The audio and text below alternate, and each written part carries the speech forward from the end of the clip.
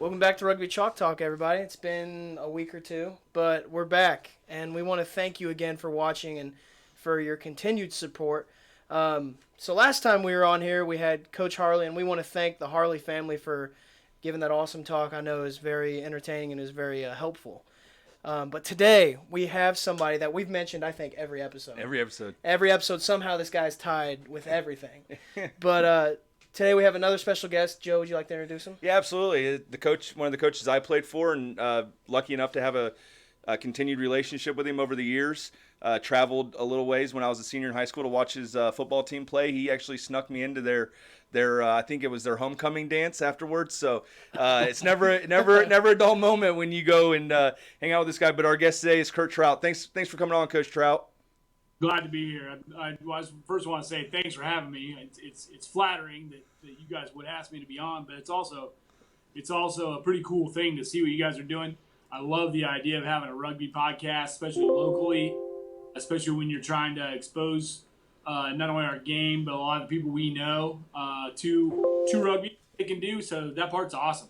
Thank you. We appreciate that. Yeah, thank you for coming on. And speaking of exposing people to rugby, obviously we'll get into your story and we'll talk about your journey of a lot of us know you as the coach and the programs that you've kind of helped kickstart. But before we get there, as we ask Coach Harley and Michael Shepard, what or who introduced you to rugby and how did that go about? Well, it's a pretty straightforward answer. Bob Elsey. And you see I'm wearing my Mad Dog rugby shirt, established 1992. My senior year, I decided to play rugby. They had started the year before, and this was the first time in Indiana history that they had about 8 teams. Rugby started in 1990. The club team in Pendleton, or at that time it was Knightstown, the Morton Mad Dogs. They were half Pendleton kids, half Knightstown boys' home kids, and they decided to start a rugby team because they couldn't establish a football team, not enough kids. So it's a nice match. And Bob Elsey was a prosecuting attorney in Hancock County. He was also my defensive coordinator at school and convinced a bunch of us to come out and play rugby. That's awesome. So you guys kind of just go out to the field, start throwing the ball around, learning the game of rugby. What was it like maybe the first or second game? When did it kind of click for you that not necessarily the rules and how the pattern of the game works, but when did you realize I like rugby? Like this is something I want to do. First practice. Yeah, there's no question. Coach Elsey had a slightly different philosophy than what we do today with rugby. It was let's scrimmage, practice, and have fun.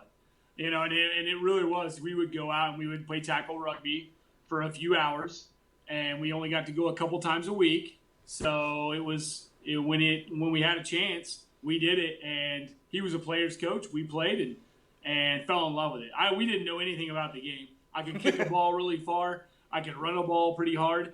And he just said, go run someone over, and that's what we did. So it wasn't anything elegant, but it was a ton of fun for a high school kid. Yeah, absolutely. Especially, after a long day of school or whatever may be going on in your life to go let it out on the rugby field. So that was your senior year. What when it was over, did it feel like it was over quickly? Did you know you were going to find the bridge to the next team program that you're going to be involved with? What was kind of thinking about in your head? What were you thinking rugby wise? Well, I didn't know what was going to happen. I went to Indiana State to be a pilot of all things. Wow. And quickly decided that I wanted to be a coach. And I started the club team. I resurrected the club team at Indiana State, and they still have a team to this day. So we had a lot of fun. We had about 45 guys that came out. None of us knew what we were doing, but we had a blast. Like I knew I wanted to continue playing, like a lot of us do when we leave high school. Right. The opportunities to play for a coach didn't exist really. So I started the team in Indiana State, and then from there it's been history. So were there questions to you about the sport that would take you home and have to open it up? And obviously you weren't hopping on YouTube every night and just watching a bunch of games. Was that starting that program, or like you said, getting it going again? Was that sending you home to learn the game even more so you could kind of be that leader and teach the new guys, even though you've only played for 1 year, really? Yeah, so it was a pretty funny experience at Indiana State. We didn't have any rugby balls, so we were playing with worn-out old footballs that really were probably closer to rugby balls than footballs. Right. Yeah. And we were practicing one day, and this guy walked up and said, "Hey, can I help out?" Because he could obviously tell we didn't know what we were doing. And we're like, "Sure." His name was Sean Sullivan. He was a hockey player and a rugby player from Canada who had a girlfriend in Terre Haute, worked in St. Louis, and who was driving to her house and stopped by and saw us. He's like, "I can help you guys out." So he helped us maybe 4 or 5 times, got us through the first couple games. And from that point on, we attracted some guys who had played rugby before, maybe in military and things like that. And then once that happened, we started accumulating experience and went from there. Right. I mean, yeah, back when, you didn't have all the high school programs around now to where you can meet guys that maybe even played just a year in high school or, that's pretty interesting that you're finding them from different ways. Luckily, he had a girlfriend that lived in town. Oh, it's crazy. So do you still have the relationship with the coach that brought you out for the Mad Dogs? Coach Elsie, yes. He's his son recently deployed. He left a couple of weeks ago. But was previous to that was the middle school wrestling coach for New Pal High School. But I remember I was around when coming around when he was a baby, and he was the baby of the family, and I remember all of that. So we still were maintain contact, and my coach Elsie, would come and watch his son coach wrestling, so we would still get to see each other. So that part was pretty cool. Yeah. Has he seen you coach? Has he been to a game? No, he hasn't. I don't think so. It's I think we coached against each other maybe my second year of coaching, but it wasn't pretty. So their team was really, really good, and we weren't very good at all. But he's always been a great mentor to me. That's awesome. Did you have a question? Yeah. So Coach Trout, did you play football in high school or? I did. Okay. I was an offensive lineman. I was an undersized offensive lineman, and I was too slow to play college football. And that's really what I had an opportunity to do something other than football and play rugby in college. Well, did you like football better than rugby immediately, or was this just a long-term thing? So, like, my son will look at me straight in the eyes, and he knows when I'm lying. And he asks me to this day, "What's my favorite sport?" And both have been so influential to me and opened so many doors to me that I'm not sure I could pick a favorite. It's like picking your favorite son. Yeah.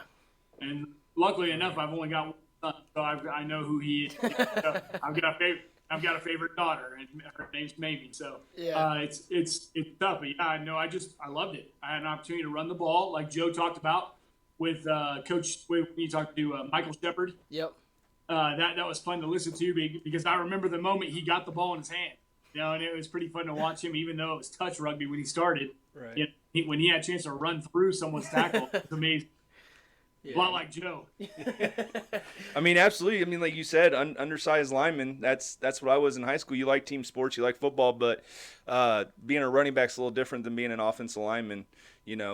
So definitely, when something gets handed to you and you're like, you get to do a little bit of everything, and that's the good thing about rugby.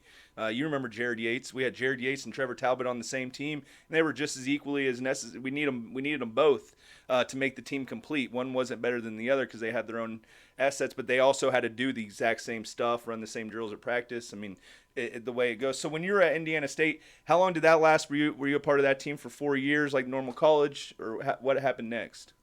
So a couple of things happened. Like a lot of boys, I was influenced by the charm of a girl who decided to tell me to come to IU where she was. But at the same time, I built a relationship with Sarah Sopa Inari, who, if we're tracing things back for the progress of growth of Indiana rugby in the state of Indiana, he's one of the most influential people that didn't coach high school. He was our IU coach for years, off and on, several times, but brought new advances to the game, and that's where I really learned game planning and how to identify player strengths to put them in the right spot. And I feel like that's one of the strengths that I have in coaching. We'll talk about Coach Harley in a little bit, but his strengths, he can do things that I can't do. But also, like he and I working together, I learned how to compliment Coach Harley by Sarah Sopa Inari. So being able to play for a coach, to me, was very attractive, and I transferred to IU. Okay, it was after the first year. The second year, so I went 2 years and then transferred, and then I played for 3 years at IU. Okay, so Awesome. when you went to IU, did you know that there was going to be a lot more structure, discipline, knowledge into the sport of rugby at IU compared to kind of like what you guys were doing using the old footballs and stuff at Indiana State? Did you know what you were getting into, and were you thirsty almost to kind of take it to the next level, or was it something you figured out once you were on campus? Yeah, back then we played on the collegiate select side team. Not too dissimilar to the regional select side teams now. We have a high school and middle school and all that. And I made the team, and I played with some guys that I probably had no business playing with because they were amazing. But they had to have a 15th guy, so I made the team, and Sopa was the coach. And the Indiana team won the Midwest. So then a large group of us made the Midwest team. So I got to play for Sopa twice before I ever transferred to IU. So that's exactly what I wanted. Absolutely, that's great. So did he know you were coming to IU before you got there, or was it kind of like surprise? I'm here. He had talked to me, and when he found out that I was interested in it, he followed up and gave me like transfer papers, and I filled them out, and the rest is history. Wow, That's awesome. that's amazing. So you played there for 3 years. Obviously, still in your in your lower 20s, wanting to keep playing. Is that when you came back to Indianapolis and started playing, or was there a step in between IU and Indianapolis? So like many of us, I took a time off from college because I'd spent all my money, I'd spent most of my time, and decided it was time to take a break. So I'd run out of time rugby-wise. I went back to work, and I finished my degree at Ball State. Oh, wow. So when I was finishing my degree at Ball State, which is where I actually graduated from, I'm a nomad, I guess, early on. I was then playing with Indianapolis with Coach Harley and Coach Greener and Terry Rankin and Denny Connor. The list is long. Garrett Verplank and his dad and all the legends of Indianapolis. Wow. So you guys all a little younger playing rugby. And you said earlier you knew you wanted to be a coach while you were going to school early on. When was it more like once I get a career type job set up, I'll start coaching then? Or is it I'll start coaching when I can't play rugby anymore? What led to the decision of transitioning from player to coach? Was there ever a year that you did both? Was it part of your family's decision? How did that happen? So when I was at Indiana State, I enjoyed mentoring people who had never played the game before. And I had really only played 10 total games ever. But I could at least share my love and understanding of it. So when I went to Bloomington, I decided I wanted to start coaching middle school football, like a lot of us do, to start our coaching careers. And I ended up hooking up with one of the bachelor middle school coaches, and I volunteered there for 2 years. Well, while I was there, I built a great relationship with a lot of the football players, which sounds familiar. And there had been a rugby team that had been started by Phil Bryant and the Bryants. Phil Bryant, another one of the most influential people in Rugby Indiana or Indiana Rugby Union lore, because he's the one who actually wrote the plan on developing the system. So a lot of the concepts that I still adhere to today came from his ideas. So we went out, we recruited kids, and we hit hard the freshman class at Bloomington South High School. At the time, Bloomington South High School, Bloomington North High School, Columbus, and Martinsville all had teams. So one part of his plan was you start clusters of 4. That way they've got people to play locally, and then they wouldn't have to travel as much, and it would ease the burden of traveling to Indianapolis every week, which is genius. And so the problem is you got to find coaches. Well, he talked me into coaching the team. Both of his sons were on the team. They were both great rugby players. Probably both at this moment could pick up a ball and kick it from midfield, and both could probably score 2 tries in any game that they played in. You know, they're those kind of kids. John and Dave, and right. John's still in the military, and I'm not sure he's not still playing. Dave's one of our best referees we have around in the state. So Dave was one of the first captains that I ever coached as an actual head coach, and so the coaching really launched from there. And I really saw my value more as a coach than as a player. I mean, I was a good player on an average team. But when IU got really good, I was a B team player, which I didn't mind. I loved playing because our B team was really good too. It's like one of those teams that was loaded. Right. So we had a lot of fun. But I saw my investment in rugby as a coach, and back to Bob Elsey from the Mad Dogs, he always told us, he said, if you have fun, then you have a responsibility to give back. And I think 100%.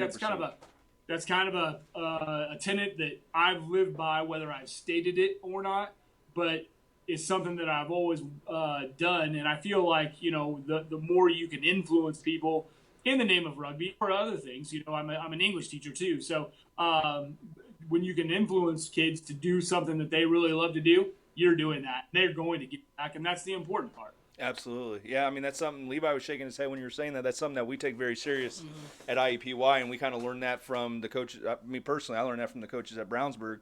You and Biggins, just get use this as a platform to give back to the next group of youth through what obviously.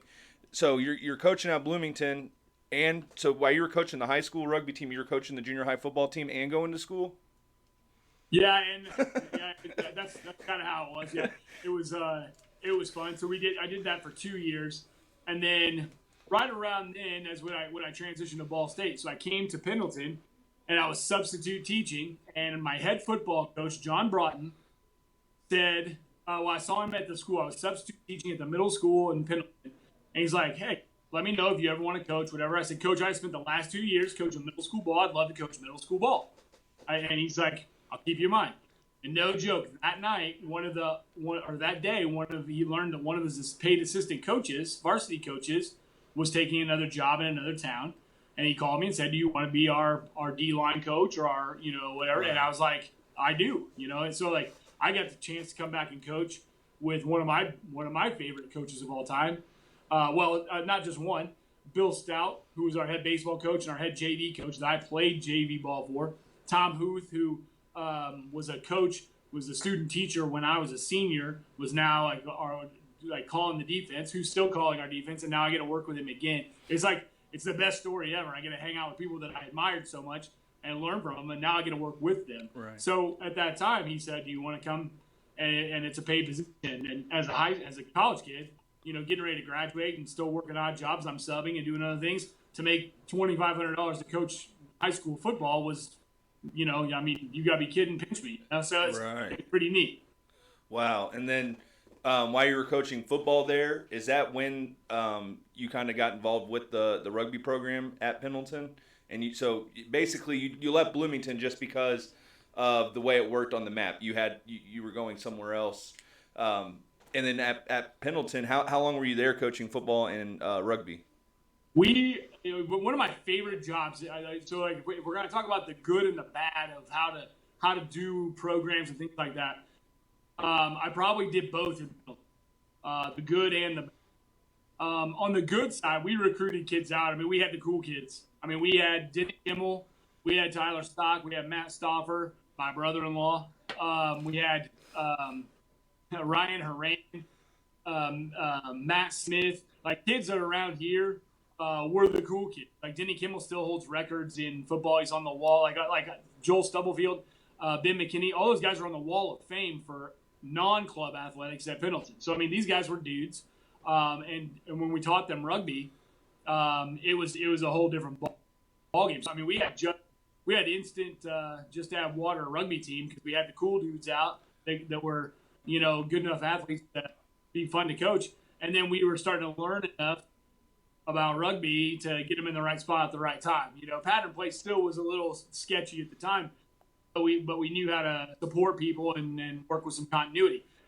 So those teams were exciting to play, and it was great, but it was a flash in the pan because we didn't establish as a leadership, and I say we, but it was me.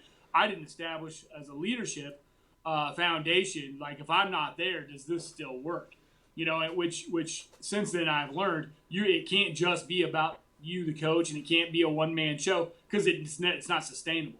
So if you're going to sustain and grow, it's got to be, at some point you got to feel like it's going to be better if you step out of the way. And more on that later, I think. But if you step out of the way, is it going to be better? And I think a lot of times if you can get it to that point as a leader, you've exceeded your expectations, and that's a good thing. Yeah. That didn't happen in Pendleton, and that's why it kind of crumbled and went by the wayside. Even though we were playing teams at the time were Penn's beating Penn. North Central was the hot team. Pike was really good. And we were beating or playing those teams to really close ball games, like 10-7 ball games, or beating them.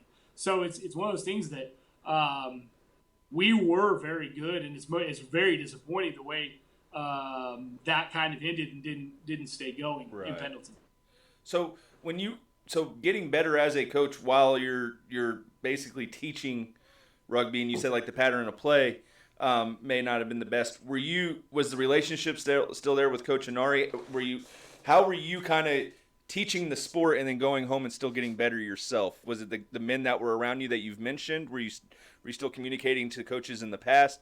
What were some of those steps to always continue to get better? Obviously, to stay a step ahead of your players as well. So one of the things that any kind of leader is going to, any kind of good leader is going to tell you that being a lifelong learner is the key to that. And when you're young and you're in your mid-20s and you're coaching a team, it's really tough to be a lifelong learner because you think you know everything. And in fact, it took me a long time to figure out that I didn't know everything, and now I know I don't know very much at all. So it's funny when you talk about those things. Yes, Sopa was always there as someone that I could talk to, even though we, at times we had rocky relationships because we were both strong-headed individuals and saw things the way we saw them. But you know what? I credit to him. I mean, he was such a great mentor to me, and he still, to this day, when I would see him out at games when I was coaching, he would come out of his way to come over and talk to me and give me advice, or at least give me a compliment on what he saw out of our team. And that those things were always very valuable. Now, on that same idea, like how do you get better as a coach? I mean, back then it was different. I mean, if there was a coaching clinic, you had to go to it. Right. And if someone handed you a piece of paper that had some rugby advice on it, an article or something, like you did it. Like I subscribed to Rugby magazine. My mom, thank God, like she was like generous enough, and we could talk about her in a little bit. But like she was one of the biggest supporters I ever had. But like I wouldn't have learned about all these other programs. And we used to get a catalog with team names and contact numbers in it. It wasn't like USA Rugby where you could dial up now and go look. Like it was a catalog, and I would make phone calls to clubs. And I had no problem calling clubs and seeing if they wanted to play, or two, if the coach wanted to talk rugby. There were several, and to this day, like Coach Harley was really good about calling other coaches, and Heather too, about saying, let's have a little call. Now it seems pretty normal because we're always on calls, we're all on video calls.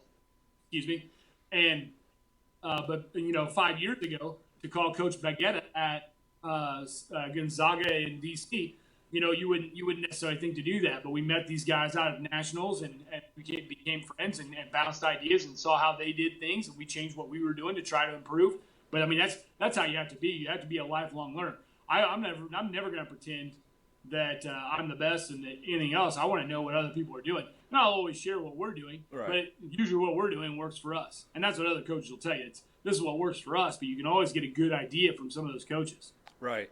And then you can always try it yourself, throw it off the wall, see if it sticks kind of thing for your program, or which way you can kind of move it around to make it fit. I mean, you and I joked with you at Midwest, and I said, hey, I'm stealing some stuff from you because I'm watching your YouTube videos. And I thought you would, maybe laugh or say something, but you said good. You looked at me right in my eye and you said good. If you can learn from it, dude, that's exactly what it's there for. And that's when I realized, well, I think I knew before, but hearing it from you, someone that coached me, you were reassuring me that it's okay to give ideas to the next person, but also you never stop learning, like you said. Especially if these young men like Levi are coming to practice after a long day of work and school, they're not wasting their time. They're coming thirsty to learn more about rugby and put it together as a full puzzle for their games and their achievements moving forward. So, I mean, I'm glad that you said that. So after Pendleton, you talked about how it's kind of left the program there. What was the next stop after that? So that's when I got the job. I graduated from Ball State, got my teaching degree in English, and that's when I became an English teacher at Brownsburg. So in 2002, eventually, I got a job at Brownsburg.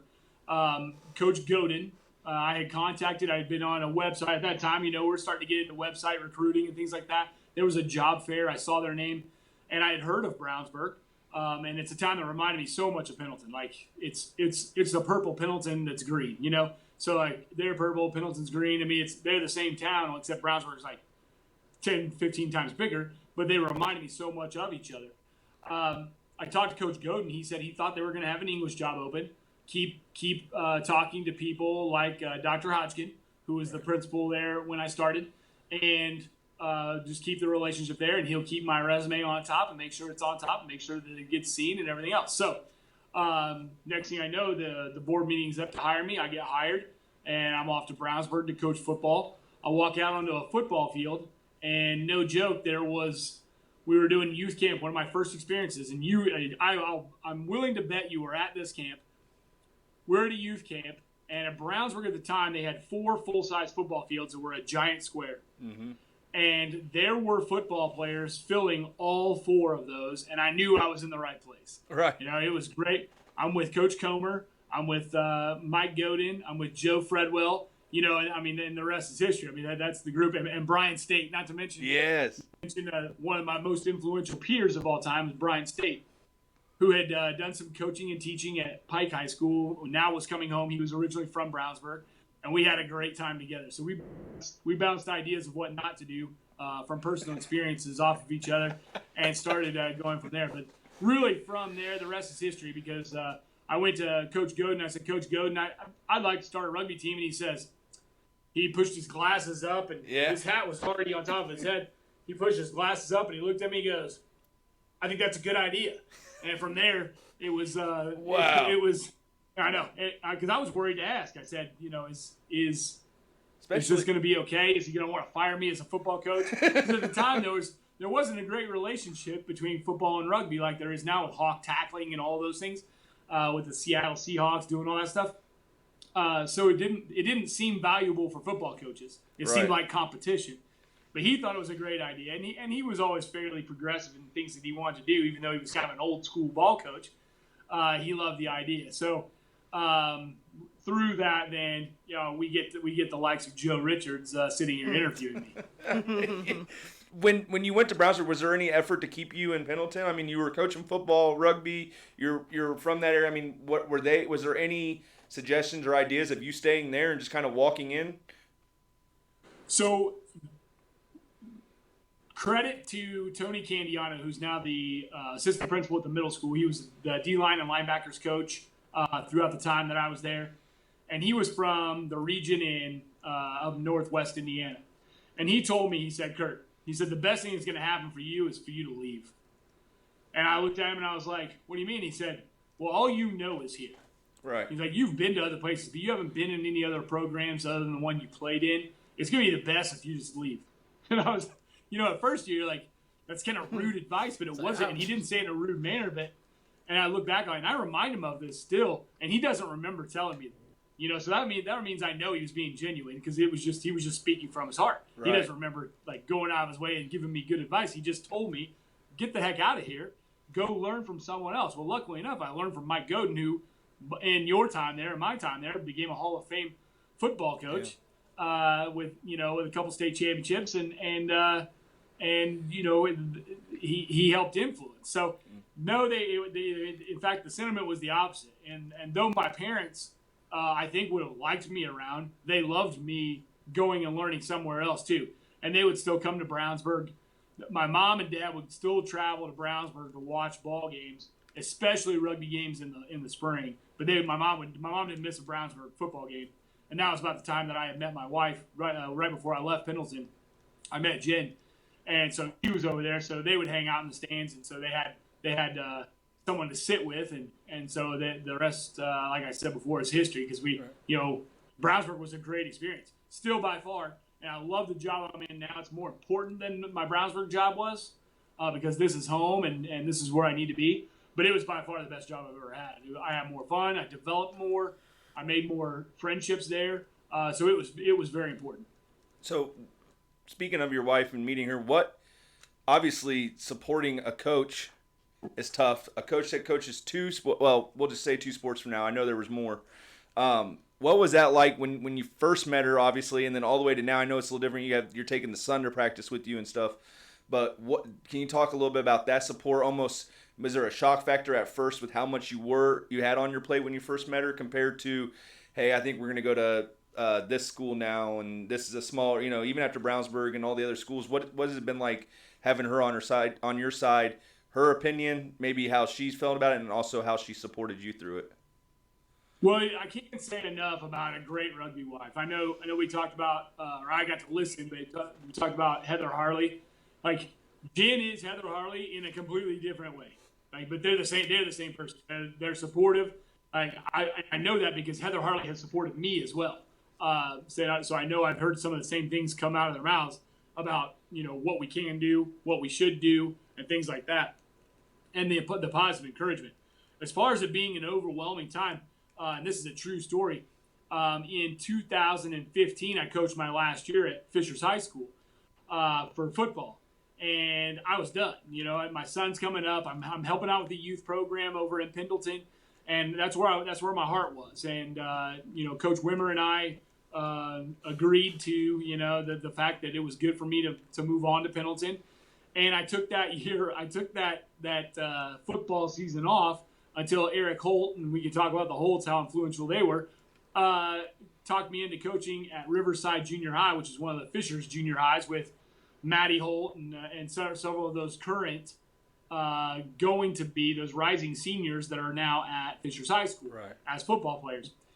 And I was home by 6 o'clock. I was, or maybe earlier some days, and during the summer, I didn't have anything to do because I wasn't coaching varsity football, so there was nothing to do. Right. She was tired of it. Like, she was tired of me being around, and she looked at me and she said, "You need to coach football." And I was like, "I think I'm done. I don't mind watching. I want to, maybe I'll be a video guy for Pendleton.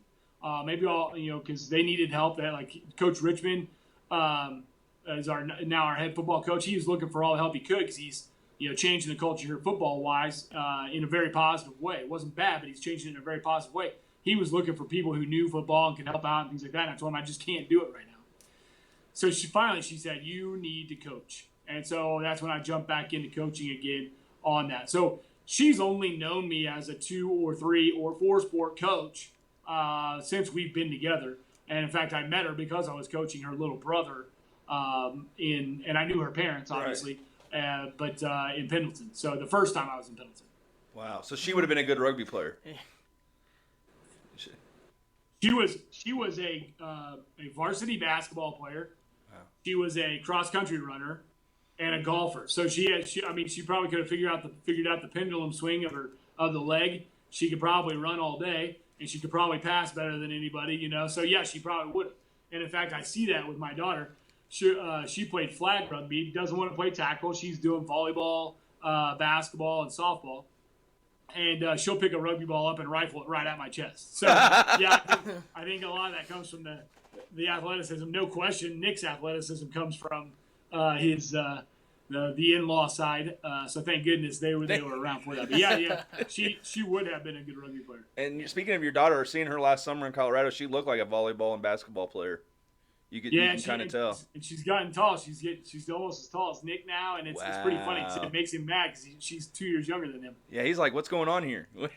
Right. Levi had a question. Then I want to kind of get more and go back to the start of Brownsburg. Go ahead, Levi. No, I'm going back to Brownsburg too. Okay. Yeah.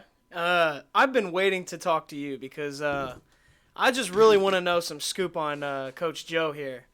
Tell me a time he got laid out or something. Just give me something that I can make fun of him for. And I really wish I could give you something, and I'm the type of person that would give you something, but no one ever laid Joe out. Oh, come on now. You don't lay out short, fat guys. They're already on the ground. Joe ran so hard through people that there were times, and then this is a true story, there were times when we had to slow practice down a little bit because it got very physical. So I remember talking to Dan, and as coaches, you get excited, and you get caught up in the moment, and you're like, "Oh, that was awesome." But then you're like, there's 2 bodies laying on the ground that are still on the ground after he scores a try. And you're like, hey, let's dial it back a little bit. Now, eventually those kids get up, and everything's fine. But we had some very physical practices. Again, that was a different time. Joe would have a hard time showing his strengths in one of my practices now because we don't do very much full contact. But back then it was full speed ahead and we're going. So Joe had a lot of good things he did. And we didn't work very hard on the way we present ball today. I'd say that's one of the biggest changes. We can watch a team warm up, and this is one of the things. You can just watch, and you watch how they do ball presentation when they're going to ground, even if they're doing non-contact, and you can tell whether or not you're going to have a field day defensively. But back then, Joe did everything we asked for him to do. And I hate to compliment him this much on his show. Yeah, come on now. You're getting his head real big. It's the honest truth. I would do that if he ever did, and none of us are perfect by any means, but Joe was hard to pick at. Oh, come on now. I will say there's, for one, bringing that up, man, to go back and just play one more day for you and Biggins, man. That was, you guys did so much for us. But another thing I will always remember is when I was a sophomore and we were kind of, there was like Richard D'Antoni and some other forwards, but we were right there in between probably some of the better forwards on the JV team, but we were kind of like 22 to 25 for the A side, and you dressed 22 at that point. And I just remember I was having one of those practices where you're already thinking about going home. You had a long day, and you got in my face and you said, you're good enough to be in the 22, but you're not because you don't prove it. And it got me so riled up that I went and tried my hardest to tackle Kevin Boynton. And I did not tackle him, but I slowed him down. Well, at least you said I slowed him down. But you came up and you said, you keep doing that stuff, you're going to earn your opportunity that you deserve. And I just remember going home being like, I'm going to try my hardest the next. And I did against Hamlin Southeastern. I didn't get in the game, but I got addressed in that 22. And that's when I knew, because growing up, you have coaches that will tell you stuff, but then they forget about it. Or as a kid, you can be let down because you're like, wait, they told me if I did this and this, I can earn this or whatever. And I just remember you getting in my face. You made me mad. And then I reacted in a positive way. I was way better than what I was right before you yelled at me. And you knew I could be better. That's why you did it. But then when I worked hard and I took that pop from Kevin Boynton, was like 6'8", yeah, Levi. I'm not even exaggerating. But when I took that hit, then you gave me more confidence, saying I need to earn what I deserve. It gave me the confidence, and then you followed through by not letting me dress in the 22. Obviously, I earned it, but as a coach, you stuck to your word.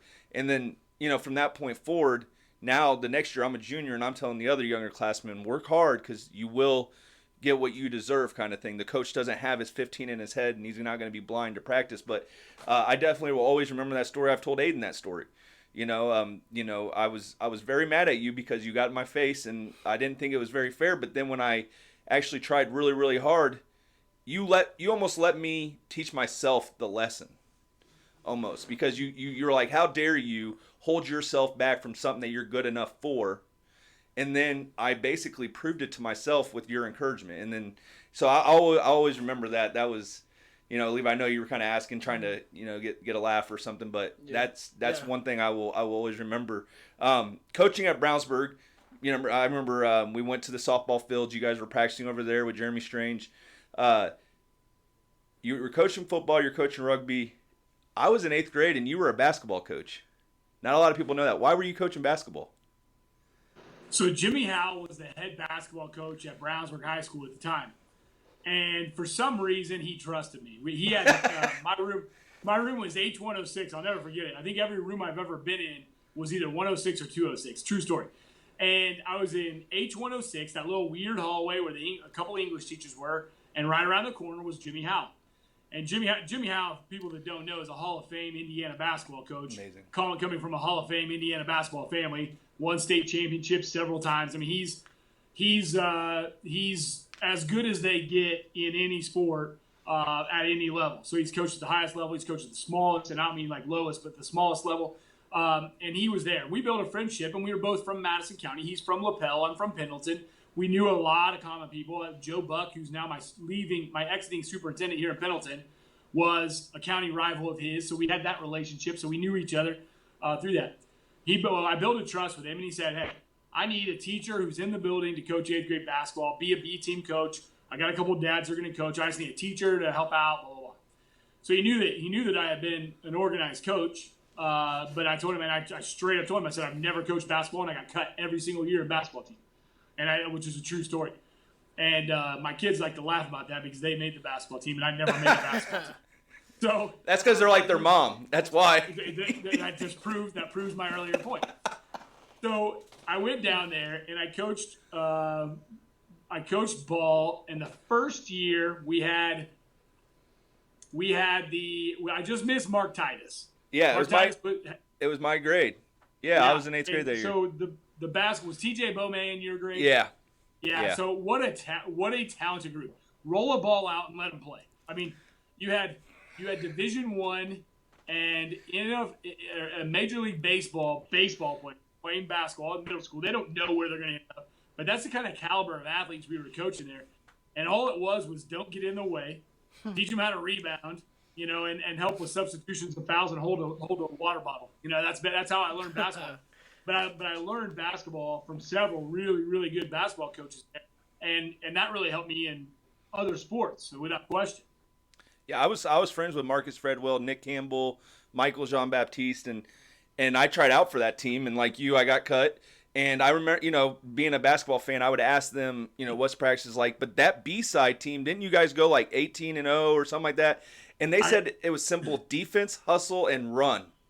And that's all they did. It's crazy. We had Johnny Keller, basically leading the show. So, like, you name it. Like, we had kids. Like, but here's the thing: it's a B team, 8th grade basketball team.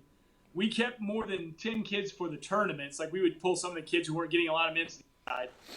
We went something like 18-0. I still have the sweatshirt. It's the only purple I still have in any of the stuff I kept. All the kids' names are on it. That team, the average height of the players on that team, I looked up to every single one of them. I'm 5'11", and I looked up to every single kid on the team. So you're looking at a B team 8th grade basketball team that averaged 6'2". Well, they also, like Andrew Reinhardt, comes in. He's kind of a quiet kid. And then all of a sudden he's a 6'2" kid that's knocking people down on his checkoffs on defense. So not only did they want to play, but they got tough real fast. They got tough real fast. Stephen Bailey. Yes, he was huge. So I mean, you're looking at just some really great human beings that wanted to get tough, and they scored a lot of points and they beat a lot of teams. So yeah, it was fun. Yeah, that's when you think you know more than what you actually do as a coach. When you go undefeated or have a great season, then you have to realize when you get older like me, you're like how great those players were and how awesome that B team was. Right, and that was your first year at Brownsburg, right? Because that's the same year you started the rugby program. So when you started a rugby program, I mean, you kind of said it earlier, and I've told Levi this because Levi coaches at Avon, and you told me this before, and I know you've done it at different schools, but at Brownsburg, being a football coach, maybe you knew some of the 8th graders already from the basketball team. What kind of players did you target in the school? Obviously, the football players were easy to talk to. You were coaching them. But what's the key of building a team? And you've kind of told me before. Well, I'll get to the cool kid comment in a second. My favorite recruiting moment at Brownsburg in the history of maybe ever. I'm in my classroom in that short little hallway, H106, that H hallway, and I walk around the corner probably to go talk to Coach Howell. And I walk in, and I run into this massive, tall human being, and I'm about nose to belly button on this kid, and I look up, and he's the skinniest kid I've ever seen, and it's Jeremy Strange. And the first thing that came out of my mouth, and this is a true story, have you ever considered playing rugby? And he goes, no. I go, I think you should.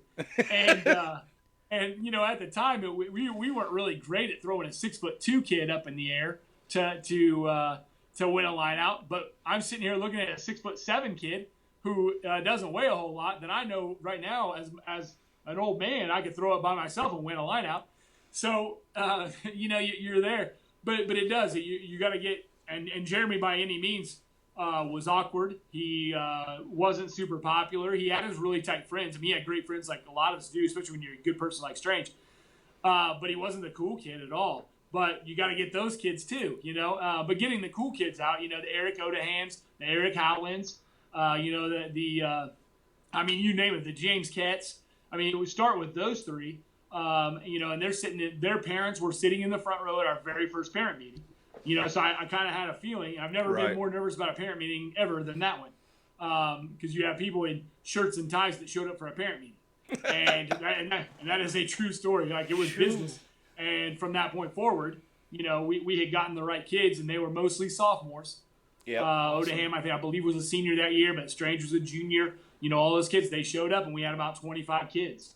24, 25 kids regularly, and that's kind of where we started with that program. Yeah, one thing I was telling Levi, I think it was off the camera, but we were talking about Jeremy Strange and, Eric Howland, great tackler, great runner. Charles Holt, super athletic guy. One thing I will always say about Jeremy Strange, and I only got to play with him for 1 year, but he made the Indiana. I don't know what it was, the exact team was called then, but the basically the all-state team or nomination. He made that strictly because of lineouts. He dominated a portion of the game. Every single game, offense and defensive lineouts. He wasn't Eric Howland in the field. He wasn't athletic like Charles Holt, but he dominated a certain part in the game. Whether you were in your own 22 and you needed to kick, you didn't have to worry about winning the lineout, getting it down, and really you just had to worry about the kick. And he found a way. He found a way that, and basically coaches say, "Hey, we need you to do this." He found a way to dominate that part of the game to where he was one of the most valuable players those first 2 years. Would you agree? To your point, 100%. So when things got rolling, we could talk about the coaches there, and you mentioned Big Daddy Dan Fitterling several times. When we sat around and talked about our game plan, it's structured around our lineup. And to give a counterpoint here and to give it some context, the modern game now, like we might, like my high school team at Pendleton now, we're new, we're fledgling as a high school team. We won't kick to touch because it doesn't give us an advantage. Our kick isn't great. We will probably win the lineout. We're pretty good in the lineout, but we're not going to disrupt everything. Like there were times when we would kick to touch on free kicks, just knowing we could give up the kick, knowing we would win the lineout. Awesome. And we would say we'll kick and we'll give away possession, gain 25 yards if we were inside our 22. Gain 25 yards, steal the lineout, and we would call offensive plays off our defensive lineouts. Like that's how good the game easy. Jeremy was in that. So we would call and you never do this. We would call driver mauls off of defensive lineouts so just to set the scene for people that don't know, his main booster was Kevin Boynton. Now Kevin Boynton, Joe mentioned a few minutes ago, 6'8". Right? Yeah. So we had two 6'8" kids, 6'7" and a half, 6'6" and a half, 6'8". By the time Kevin left high school, he was 6'8". By the time Kevin left high school, he was 340 pounds. Okay? But that doesn't describe him. So his arms, he can tie his shoes standing straight up. And I wish I were making this up. And he was the most massive human being. I've been around NFL guys, and Kevin Boynton is the most massive human being I've ever been around. Yeah. Was he meat or was he just blubber? No, he was. He was huge and strong. He had to lose some weight, and when he was at his heaviest, and Kevin would tell you this, when he was at his heaviest, when he left to go to play college football, he was a little less mobile, but he was just pass setting as an offensive lineman. But as a rugby player, he can move around at 340. Our driving maul started. Yeah. They changed rules because the way that teams would use the obstructor on the booster. Right. So we would boost with him. He would turn into the other team's booster, and he was so big that he would undercut their jumper, and we would win the lineout. So it was a two-part scheme. Strange gets a lot of credit for it, but Kevin, as the booster, created so much space with how massive he was. I've got so many Kevin Boynton stories that I love that guy to death. I miss him so much. But I've got Kevin Boynton stories for days. He's one of my favorite players I've ever been around because of the funny things that happened when he was around. I worked at Marsh with him, and I will say to this day he's one of the most unique people I've ever met in my life. Just how genuine he was, how silly he was. It was almost one of those every single day. Teammates on the football field, coaches on the football field, rugby field, we were always just be tougher, be tougher, be tougher. But one thing that you were never going to do is you were never going to change who Kevin Boynton was. He was going to be himself no matter what you try to tell him. And it wasn't like he would push back on you, Levi, or anything like that. It's just such a great soul that it was almost like you need to accept Kevin for who he is because it will make you a better person as well, and you're going to enjoy being around him. But if you keep trying to turn him into that tough guy, I remember Rob Hornet having his time at practice going around Boynton and stuff, but really you just kind of let Kevin stay who he is and keep working because that was actually going to end up being a positive thing, and Kevin was going to make that a positive thing when it came game night. That's But awesome. yeah, so at Brownsburg, so we know that you talked to the people at Brownsburg to kind of get the program going. You're going to have a parent meeting with some of the players that you've already talked to in the school. Is that, if I remember correctly, is that the night that Biggins kind of walked in and kind of threw his hat in? And you guys already knew each other, right? We played together at IU. He left at about the time that I was getting going. So we played together for a year. And when he walked into the meeting, I was like, "What are you doing here?" And he's like, "Live in Brownsburg." Done deal. Yeah. So it was one of those things where it was Mike Burke, Troy Spring, and I had decided to go out and get a beer one night. And some of the worst things that ever happened when you decide to go out and get a beer because people hold you to what you said drinking that beer. And I said to him, it was Troy Spring and Mike, and we were sitting around like, "I'm getting a job at Brownsburg. Why don't we start a team there?" Troy's like, "I'll coach the backs." And Mike's like, "I'll do the forwards." I said, "Okay, I'll help administer the team." Well, it came time and they held me to it. And I was like, "All right, let's give it a try." We have a parent, like I mentioned earlier, parents came out. Great show out. Kind of gave them a little credibility on us, like what we were about, what our experience was, that we're going to try to hurt their kid. And Big Daddy walks in, and while I'm standing there off to the side, there's a guy throwing a rugby ball up in the air. I'm like, "What the heck's going on over there?" I look over, and I'm like, "That's not Dan Feely." But it was. We hung out after the meeting, and we talked, and the rest, from that standpoint, like he called me as I was dialing in on this show tonight. So, like, we're on the same wavelength. We've talked several times, and we talk all the time. We're still great. I told you that Brownsburg was a great launch pad for what we were doing and, like, the relationships I built, and that was one of the biggest ones with Dan Fiddley. Yeah, I mean, one thing Levi knows a lot about you two from just, me. I'm always talking, and if they ask questions, I always let them know where it came from, and a lot of the stuff came from Brownsburg and you two. One thing I would like you to kind of quickly touch on, because it was such a big thing. 2005, we went to Midwest. I don't know that half of the team knew there was a national tournament after the Midwest tournament, or even that we could qualify. Back then, you win the Midwest or you get the top 3 positions or whatever it may have been that year, you move on to the national tournament, which so happens that year to be at Stanford in California. Can you talk about Biggins, all the parents that stepped up, and what that was? Because I remember my parents coming to a couple meetings. It was like 2 weeks to raise all this money and to figure all this out.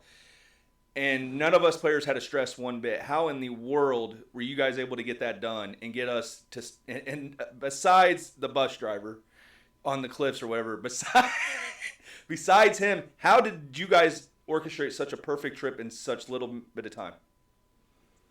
Well, first, it wasn't perfect, but it did turn out to be pretty fantastic. Like, in the sport coaching annals of Coach Trout, it's in the top 3 easily, and no rank or anything like that, but it's up there. It's so important. I can't take any credit. In fact, I can take 0 credit on the success of that trip, because the parents were so bought in on what we needed to do per kid to get there, that they didn't care what it would take.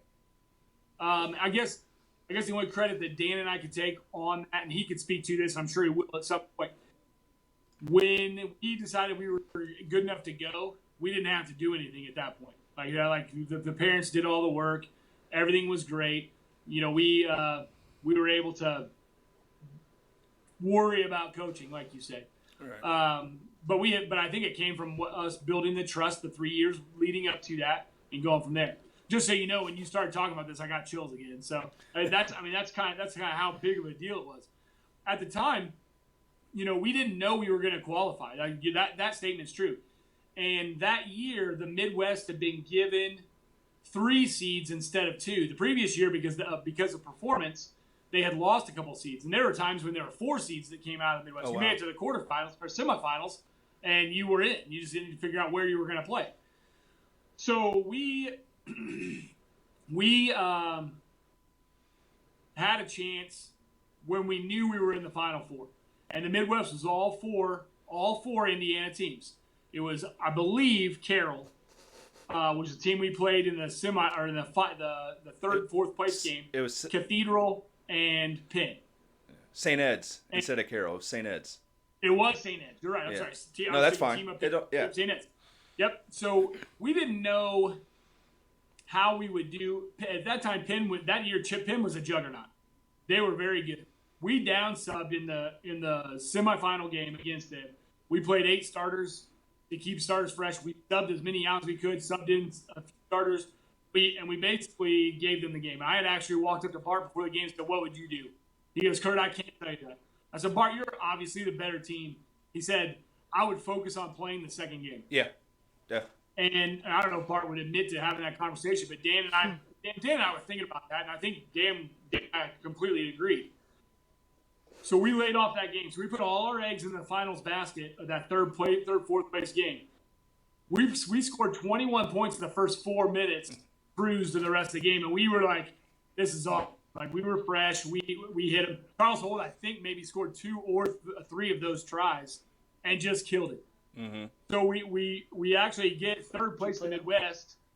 Cathedral was second place, and Penn was number 1. Well, we had beaten Cathedral the week before, so we knew kind of where we'd fit in this mix. And Cathedral went out and finished, I believe, 5th in the country. They played the tough Highland team to a very, very close ball game. Yeah. Highland ended up being the champions. So we knew we were somewhere in that top 3 or 4, even though it took a last-second try by Andy Hodge to win the Tier 2 division. When that year, when you knew we were pretty good, obviously it was the third year. All those sophomores you had just talked about that you got the first year, the Howland group, the 05 group, really. Did you guys have any sort of meeting or anything with the parents before Midwest or anything saying, "Hey, this is a option this year," or was it really not an option until it actually was something that was going to happen? So when we started the program, it was our goal to go. Okay. I coached on other teams where I had at least had players that had traveled with national teams to play at nationals. So it was a goal. We didn't want to play D2. We didn't want to play, that our goal was to win D1. It was to go to Midwest, win Midwest, and it was to play for nationals. And I'm a strong believer that if you don't set high goals, you'll never achieve them. And that's been a result of being around strong-minded people like Coach Harley, not just him, but like him, Dave Bitterling, Sopa and Nari, countless other football coaches I've been around too, and basketball coaches. So if you're not going to strive for the best, you'll never get there. I mean, you cannot get there if you don't believe you can. Now that I believe that is why my son's had success in rugby, because he's kind of adopted that same mindset. Right. He doesn't believe. He thinks no matter when he goes out on the field or the wrestling mat or wherever it is, that he's the best player there. And I try to talk him down sometimes because it's good to be humble too. It's more important to be humble. But if you don't start thinking that you are going to be the best, you'll never be the best. And so that was our goal. So the parents knew that was our goal at Brownsburg at the time, and I think it wasn't a surprise to them. Plus, they knew that year going in, there was buzz. We may be the best team around, or at least in the top. Now, at the end of the year, we lost. We lost in the state championship by, I believe, 4 points to Penn after Charles Holt intercepts a pass, brings us from behind. We're down like 21-3 at half. Charles turns it around right before half. We go down, we score again, and we punch him in the face in the second half. And so we lost the state championship. We got second place to Penn, who was the third or fourth or fifth best team in the country. So we knew going in we were pretty good. So the parents, I know, had an expectation that there might be that responsibility of taking out some cats to fly to Palo Alto. Yeah, definitely. And I want to get to the next steps, after Brownsburg and Fishers and where we're at now. But two more things quickly that you can kind of just touch base on. One, do you think the organization of that 2 weeks or whatever it was, 3 weeks to get ready to go out to California, do you think it would have been done without parents like the Howlands, the Overmans, the Portish, the Cats? And then also, we knew it as players, but did you know how well how well you clicked as a coach with Biggins while you guys were coaching together, or is it something now that you're older you realize we were a great 1-2 punch? Well, there were times when he would get mad on the sideline. I could tell him to shut up. There were times that I got mad on the sideline. He would tell me to shut up. And we never got mad. You policed each other. No question. And him probably policing me more than the other way. But it was such a great relationship that we never, ever got mad at each other. In fact, after a game, we would talk for an hour after. And that's after the Colossi parent, Liz and Guy would have fed us, and we stood around for an hour talking. And then on our way home, before we both got out of the town of Brownsburg, or before I got out of the town of Brownsburg, I'm on the phone talking to Biggins, So we were always on the page, and we worked really well. We were really great, still are. And that really helps. Yeah, definitely. So after Brownsburg, obviously, I think, and correct me if I'm wrong, you were offered, and maybe this isn't why the move happened, but you were offered your first head coaching job for a high school football team. Is that kind of what led you out of Brownsburg in 2006? Yeah. So Brett Comer should have been the automatic choice for the head football coaching job, and I'll stand by Brett to this day. And I know he can rub people the wrong way, and he's a man made up mind. His strength. He wasn't chosen directly as the head football coach, and that told me that he may not be the head football coach. And in my mind, he should have been the head football coach to follow up Coach Godin. Well, I was in about my 7th or 8th year of coaching, and I felt like it was time. If I was ever going to take a leap and be a head football coach, it was then. There was a head job open at Fountain Central Junior High School in Petersburg, Indiana, and they had one teaching opening, and it was an English teaching opening. And I stepped away from rugby for a little while to be a head football coach. Never regret it. Never, ever regret it. It was a great experience. Met some of my favorite people in the entire world there, and it was incredible. We had a great couple seasons, and that kind of led me away from Brownsburg. What did your wife think? What was the discussion like with her? No brainer. Completely supportive. Wow. Yeah. Wow. At the time, Nick was a baby. Yeah. He was 5 months old when I left Brownsburg, and I've got the picture of Evan Roberts Summer, who's a rugby player here in Indiana, under one arm of Evan, Nick under one arm of mine, and we've got that picture, that same picture every year we've been around each other. Yeah. We replicate the picture, but it started in 2005, 2006. So Evan Roberts, Levi, was a senior in 2006. His child was born. So you had player, coach, and then their 2 kids. Oh, that's cool. In their arms, and they both, and like you said, Summer plays rugby. Evan, Evan. You don't maybe not know the name, but you know him because when we practiced with the Impalas, he was their leader and would lead the warm up drills for you guys. He's also reffed high school games. He's coached for Carmel. His daughter is in 8th grade now. Obviously, yeah, same as Nick. I think, unless I'm wrong. Yeah. So, that picture. I mean, that's Brownsburg rugby was just a little different. I mean, we were a little different. So when you went there, I know me, Jared, and Josh Stewart came out to watch a game. Did you make it to the state championship with that team?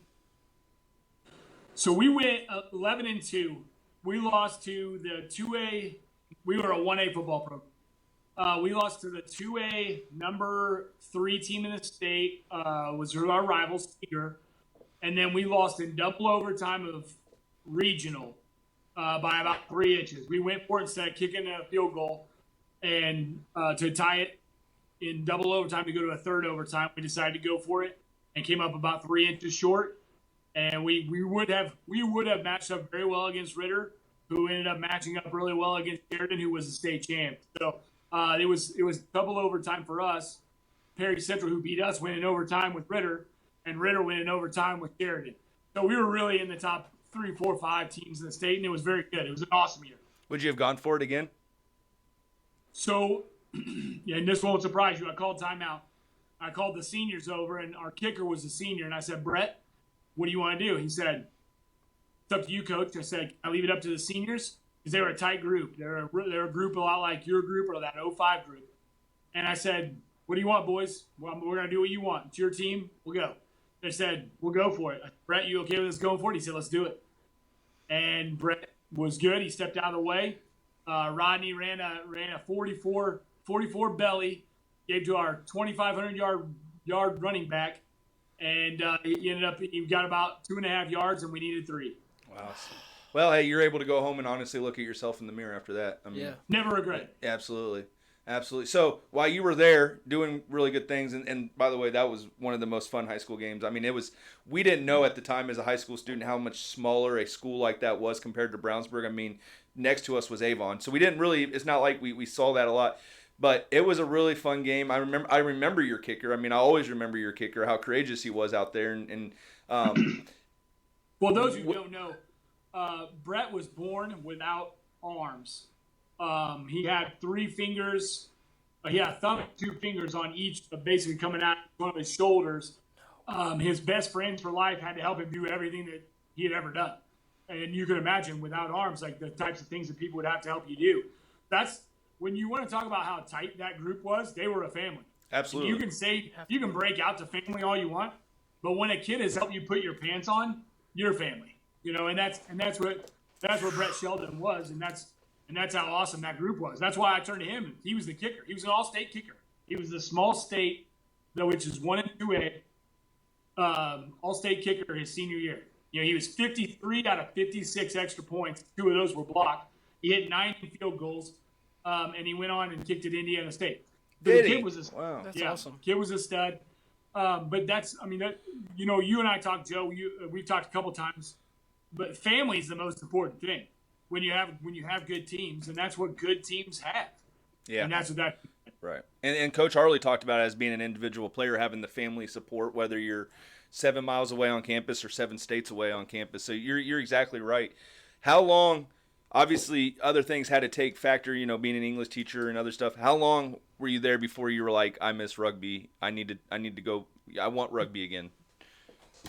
So I took another job at Hamilton Heights 2 years later. Oh, okay. At the time, it was an impatient move. And at the time, it probably wasn't the right move. But looking back on it, it was the greatest thing that ever happened. I went to Hamilton Heights. I was there long enough for a cup of coffee. They had some turmoil as their head coach, and I replaced a coach who had been removed, which is never a great spot to be in. But without question, my faith got me through it. I know you talked about faith before. Never, ever had my faith gotten me through something and showed me how it was going to make me stronger. And that did. And that ended me back up at Fishers High School, really, is what happened. And that part's the best part ever. So after that, you go to Fishers, and then were you already English teacher and coaching football before you had brought up starting a program with them? Was it as easy as it was at Brownsburg? What was that like? So at Fishers, I didn't recruit the cool kid. I recruited the cool coach. The head football coach's name was Rick Wimmer, and he wasn't anti-rugby, but he wasn't pro-rugby, and he wanted to know how we were going to do it, and he wanted to know what types of things we were going to do and how it was going to fit in with football. Right. And since I was a football coach there, our schedules never conflicted, so that part was pretty easy. But he had hired his nephew as a freshman assistant who I got to coach with. His name was Ryan Wimmer. And I said, Ryan, what are you doing this spring? He's like, nothing. I said, you want to coach rugby? It doesn't pay anything. And he was like me when I started. I needed the football stipend to help pay for college tuition, Right. And he was finishing up school, same as I was. And he's like, sounds like fun. So he helped me recruit the freshman class out, which when we started the Fishers team, we were only allowed to have a freshman team, which turned out to be a very wise decision by Rugby Indiana. And then it turned out to be a wise decision, but he helped me recruit them, and then he helped me coach them in that first year. We had 18 kids out, and he learned rugby along the way, didn't know much about it. But, again, family. He was Coach Wimmer's son. Coach Wimmer got an interest in it. And from that point forward, our rugby players had a chance with our football coach, who was very, very demanding of their time, very fair, but very demanding of their time. And so we had an in with the football coach who had a lot of influence at the schools, as the school at the time was only 5 years old. And the development then of the rugby team kind of blossomed with the development of the school itself. Yeah. Have you ever had a football coach I mean, I would assume you have, but I know how it can be. Have you had any football coaches, like, say, in the middle of football practice, say, wow, them playing rugby in the spring has really helped them as a football player? Will they admit that? Do they talk about it like that? Yeah, so Coach Richmond, I coach with him right now, and I think of this just because it's so recent. We were on a Zoom meeting, and he was talking to parents and players, and he was talking about how he regrets our kids. We're going to have to really be careful starting up again when we're able to do football and not go too fast because kids are going to get injured because they haven't been playing rugby all spring or they haven't been playing baseball. And the first thing he mentioned was rugby because of the amount of tackling the kids do. It's probably here. We don't have a ton of varsity football players yet. We will with the upcoming groups that are coming up, but he acknowledged the fact that our kids get tackling, they get conditioning, and they get just fundamentals, good coaching, discipline, and things like that all spring long. And recognize that publicly with the whole group. So like he does a very good job of recognizing the efforts that the rugby kids put in. That's awesome. And he comes to all of our games too. That's good. Awesome. That's great. Yeah. Because Levi knows when he played in high school, there was some tug of war with football and rugby, and it made it tough on him to kind of. He'll tell you didn't it make you feel like you were picking sides, Levi? Absolutely, they made it. They gave you that choice. They gave you the ultimatum.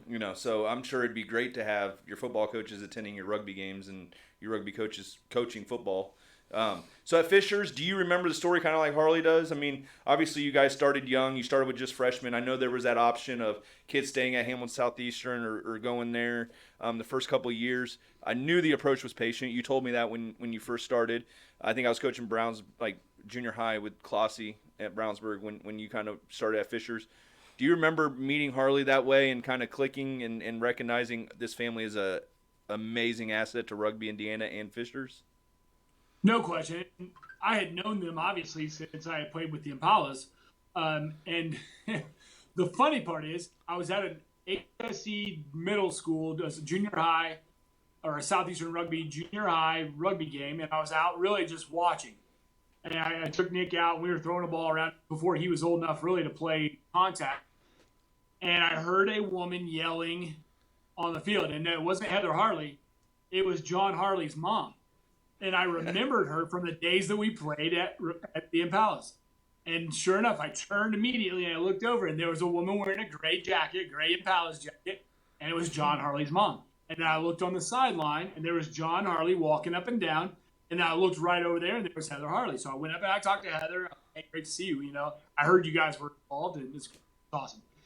So building a relationship, Heather will tell you the important part is building relationships and networking, and I learned a lot about networking from Heather.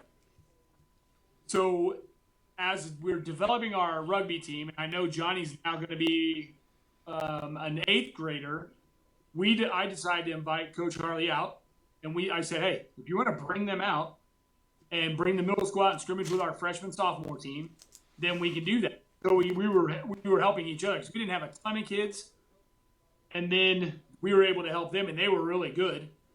And so he started helping out coaching, and that was the end. If you talk about the biggest recruitments ever, recruiting Johnny Harley to Fishers High School, or more importantly, Heather Harley to Fishers High School, was the biggest recruiting that I ever did because it opened the doors to all the things that the Harleys talked about when they were on last week. Yeah, absolutely. I mean, I remember when I saw him running warm-up drills and we were talking, I was like, who's that? And then you had nothing but great thing. I mean, you went above and beyond to explain who that was. And that's when I knew, and then obviously ever since we saw each other and coached. When you had him out, was it quickly, wow, me and him get along great, our families are becoming very, very close friends, or was the rugby coaching together growing first and then family? That's a great question. Never really thought about an answer to that. We hit it off so well, and he's such a family guy, and I like to think that I'm a real big family guy. A lot of the decisions I make based on family. So do they. So I think us having shared culture and shared value is one of the most important things. Yeah. And since we shared that, we didn't have a hard time knowing that we were both competitive. We both wanted to win. We set goals high, and we also know that our families were number one priority. And in fact, he told me that the only reason he's allowed to coach, and this was back then, and he alluded to it, was because Heather Harley lets him coach, and and that's the truth. But he values her opinion. And everything else. So those things, we shared those values, those common values, which is important when you're talking about building a family. And if you don't share those values, you can't build a family. And we did, and I think that's what hit it off. We never really thought about it. And it's not like we always got along, because we didn't. And that's not what coaches are meant to do. They're not always meant to get along. But again, if we didn't get along, we were always talking the next minute and like nothing had happened. It's how guys are, Yeah, you got to tug on the ones around you to kind of butt heads a little bit to kind of get back on the same page and make each other better. When did you know, obviously the family and you and John when did you know Heather was such an asset? Because we talked to her about the Ireland tour. You told me about the wish list stuff, the sponsorships. You guys had a lot of players coming out, and you had players coming out right before the season started that needed shorts, the kit, all this kind of stuff. When did you really realize this woman just gets stuff done? Right away? So immediately. We had a great group of parents that got us off the ground. Cannot underestimate how awesome it was for them to get us off. Heather said, here's what I can do. And she actually told me, here's what I can do for you. She had a plan. And it wasn't like she had just thought about it. She had put time into it, hours. And Heather is one that will track her hours to know that if something she's doing is worth the amount of time she's putting in. And she would be able to tell you like how many hours she put into putting a plan together. And at one point, she sits down with a 16-inch binder that's full. And it's got schedules, it's got contacts, it's got contracts, like potential contracts. It's got sponsorship ideas. It's got fundraising ideas. It's got parent group organization ideas. So it's one of those things where, I mean, if you're blind, if you don't know, and then you need to be able to really just figure out how to either help out or get out of the way. And that's the best thing you can do with someone that's got their ideas already in plan. And my job was to basically recruit kids, fill it with parents, and then we could organize us to execute the goals that she had. I knew that things were special when I hit her with a wish list, and those things started happening. And you talked about the wish list. And I looked at her one day, no joke. We were at their house. We had watched a rugby game on the big screen. And I was like, we should take a trip to Ireland. I went to Ireland when I was at IU. It was very valuable. We improved as a team when we did. Guess what we did a year and a half later, 2 years later? We went to Ireland. About the time that this thing was coming and it was going to happen, I said, you know what else we need? We need a predator. So very by the time everything was put together, $14,000 later, and a bunch of emails to a shipping company in Chicago and the government trying to get things shipped in. We had a predator. So it's one of those things like, custom shorts would be great. The one thing I even caved in on were black shorts. But when we rolled out the black shorts and the black jerseys, our kids beat La Salette for the first time ever. Things were timed really well, and but those are things all creditable to her. Everyone received a waterproof jacket, a charcoal gray waterproof jacket with black Fisher's Rugby on the back with an Ireland colored shape of rugby of the state of Indiana, and our Fisher's logo over here, and the logo of a sponsor that she got $5,000 from to pay for everyone to have a waterproof jacket to go to Ireland. It was for our Ireland tour jackets. We didn't pay $1 for them. Dude. And they're high-end quality rain jackets. I didn't get rid of it because it's such a good rain jacket. Wow. I don't know that she sleeps. Somebody that gets things done. For everything. For her family, for now Marion Rugby, Fisher's Rugby, at Rugby Indiana, USA Rugby, her insurance. I mean, does she sleep? No. No. And you could call her at any time. Like if I had to, I would call her tonight and say I've got a question. She would answer her phone. And that's to her credit. She's just a great person. Now, doesn't mean that she doesn't rub people the wrong way sometimes, because she sees a way to get things done, and it's her way. And a lot of people who are successful see things to be done their way because they've had success and they know that they can be successful doing it. And I know she would tell you that she's burned some relationships because of it. But if you know how to work with someone, and fortunately her personality and my personality goes really well together, and I don't mind other people doing some of the heavy lifting. Right. it's smart. Like if someone's got strength, you try to find it. It's like trying to find the right scrum half. You don't put your prop out at scrum half unless they're running, multiple phases and he's got to play scrum half, right? Right. You put people in the right place. Well, she's in the right place at the right time because she knows what she's really good at. Yeah, I know, and she's told me that she's kind of butt heads with people before, but one thing is I've never met anyone that's 100% always done what they said they were going to do. We all have flaws where answering the phone or changing our opinions or say, like you said, you talked to a couple of guys one night, wanted to start the program, and you're like, oh, I committed to something. It's so easy for some of us to kind of I've never once encountered her backing out of something. I've never, and for 100%, 100 out of 100 in my mind, everything that lady says she's going to do, she does it 100%. I don't know how you can fault someone like that, whether you get along with them or not. It doesn't matter. There's a lot of respect for someone that can do that 100% of the time. And she received she needs to receive a lot of the credit that goes on around her. And that's when John started the Marion team. I'm gonna give John credit for starting. He's gonna be the first head coach, but a lot of it was her. A lot was Mr. Sweeney, and a lot of it was the administration at Marion University. But when they decided to do it, I knew. I said, this is gonna be awesome. And he struggled a little while to get players to commit, and it happened at a very terrible time in the spring of this year, like trying to get players out, and the fact that he couldn't hand recruit people face to face because we didn't have any games was very tough, and it was slow. It's not going to be that way for very long, and I know why. One, because he's so competitive and he's a phenomenal coach, and two, she's there doing things that are going to make the program an amazing program. So without question, they're an amazing. They're the power couple of rugby, and I appreciate that about them. Yeah. And I still don't have a problem asking them questions and looking for answers or bouncing ideas, or even offering like John came out to what we had a few outside practices this spring, and John came out and helped run the middle school team and showed what he had learned since he and I had coached together. So it's been 2 years. Since then, about pattern play and things like that, things that worked, things that didn't work, because we were still experimenting based on research, not experience. And he came out and was like, hey, look at this. Based on your team, this is what I would do. And he ran the kids through it and did that. And I don't have a problem with that because he's been there and he's done that. And I know that that's where his focus has been. It's awesome. Absolutely. What for someone like Levi and his brothers that are giving back to their program in Avon and kind of taking over, they're kind of in that transition phase from the group that started the program to them as coaches now and their dad helping.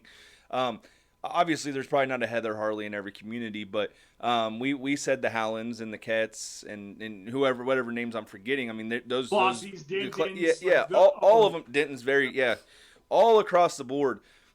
How does obviously we talked about finding the players. Is there anything that Levi can do as a coach to find these certain parents that are attached to the players, or is it just luck that you brought in great kids that came from great families? Well, it's not luck, and I think we're fortunate enough that when you get a group of parents that are going to let their kids play rugby, they're curious, and a lot of times, and this is where I failed in Pendleton the first time. Parents were volunteering to me, and I never used them. So like now, I don't turn a volunteer down. I tell I say if you volunteer, I'm going to use you, and like a lot of parents really want to do that because you maybe used to be a travel softball coach or a travel baseball coach, and now their kid doesn't play those sports now, and they want to be involved and help out. I mean, we had 3 new parents this year go through the coaching course, the level 200 coaching course, and we're ready to go, and we're awesome. Like one of my biggest disappointments that this year not happening was these parents that decided to coach who did an awesome job learning and were buying into our game-based and our program-based system. Weren't able to coach and get those experiences. Those parents are out there. Now, every community is different, and that's the tough part. You got to figure out every community. Like I thought I would roll out a high school rugby team in Pendleton and we would have 50 kids out. That wasn't the case.